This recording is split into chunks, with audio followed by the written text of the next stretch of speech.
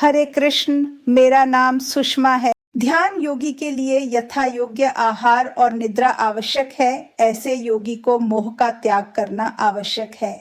समत्व का नाम योग है। ध्यान योगी अपने आप में ईश्वर के दर्शन करता है, अतः उसे ईश्वर का साक्षात्कार होता है।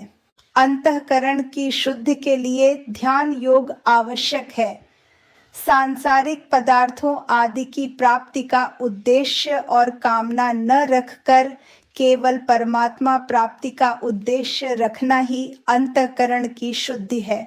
भगवान श्री कृष्ण ने योग की 2 प्रकार से परिभाषा दी है। समत्व का नाम योग है। दुहक रूप संसार दुहखालय के संयोग के वियोग को ही योग कहते हैं।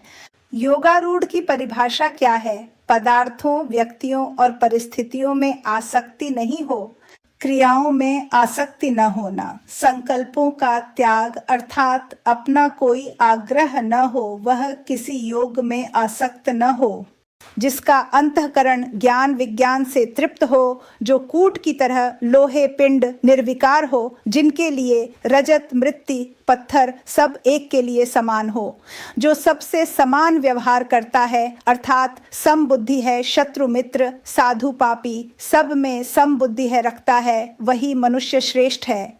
भक्ति योग सुख में संभव से स्थित हुआ जो भक्ति योगी संपूर्ण प्राणियों में स्थित मुझ में ही मनन करता है, वह सब कुछ करता हुआ भी मुझ में ही स्थित रहता है, वह निरंतर निरंतर मुझ में ही स्थित रहता है।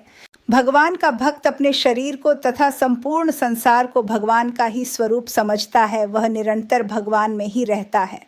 भगवान कहते हैं, मन बड़ा चंचल है, इसका नियंत्रण भी बड़ा कठिन है, किंतु इसका नियंत्रण अभ्यास और वैराग्य से किया जा सकता है।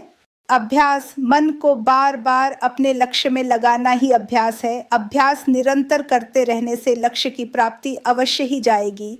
वैराग्य रस दोष समान होने पर वैराग्य उत्पन्न होता है। योग भगवत प्राप्ति ही योग है। भगवत प्राप्ति करने वाले व्यक्ति की दृष्टि कभी नहीं होती है। इसी के साथ यह अध्याय समाप्त होता है। हरे कृष्ण।